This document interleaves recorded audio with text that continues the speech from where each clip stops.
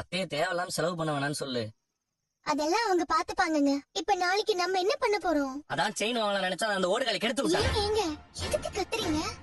உங்க அண்ணன் தான் இப்படி பண்ணாருன்னு நமக்கு இப்ப வரைக்கும் எதுவும் தெரியாதுல்ல. நான் அடிச்சு சொல்றேன் மீனா, அவன் தான் ஏதோ பண்ணிருக்கான், எனக்கு நல்லா தெரியும். இப்ப பாட்டி எதுவும் பண்ண முடியலன்னு கடுப்பாரு. ஆமாங்க, நம்ம நினைச்ச மாதிரி செயின் தான் நம்மளால வாங்க முடியல. ஆனா அவங்க மனசு தொடுற மாதிரி வேற ஏதாவது செய்யலாம். அதான் என்ன செய்யறதுன்னு தெரியலையே. இப்போ உங்க மனசுக்குள்ள கோவம் தான் இருக்கு, அத கொஞ்ச நேரம் தள்ளி வைங்க. ஒரு பொருளை பரிசா கொடுத்தா அதுல கொஞ்ச நேரம் அவங்களுக்கு சந்தோஷமா இருக்கும்.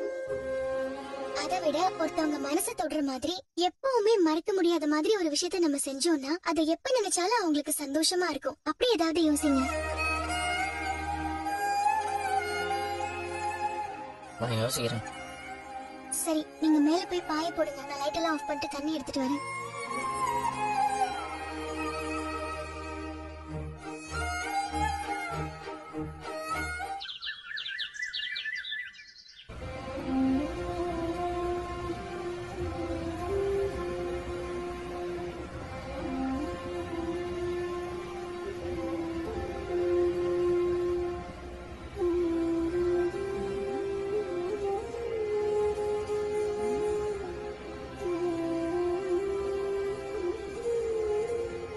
ஏண்டா, உனக்கு எதுவும் உடம்பு சரியில்லையா?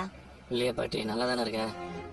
அப்புறம் ஏன் முகத்தை இப்படி சீக்கு வந்த மாதிரி வச்சிருக்க?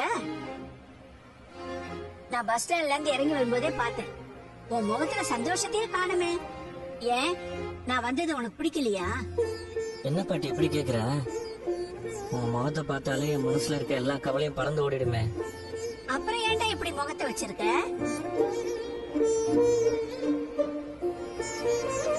அது ஒண்ணும் இல்ல பாட்டி, நைட்டு சவாரி முடிச்சு லேட்டா தான் வந்தேன், சரியா தூங்கல.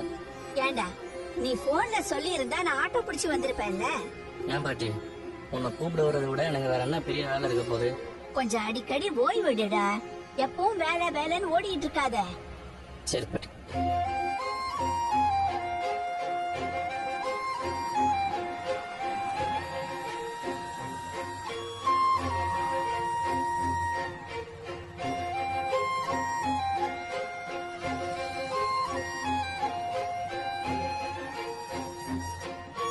ஏண்டா முத்து, இந்த ஊர் ரொம்ப வசதியா போயிடுச்சா இப்போ? ஏன் பாட்டி? அந்த பொண்ணு பாரு, கழுத்து நிறைய எவ்வளவு நகை போட்டிருக்காரு. டிவி பேப்பர்லாம் பார்த்தாலே என்னென்னமோ செய்தி எல்லாம் போடுறானுங்க.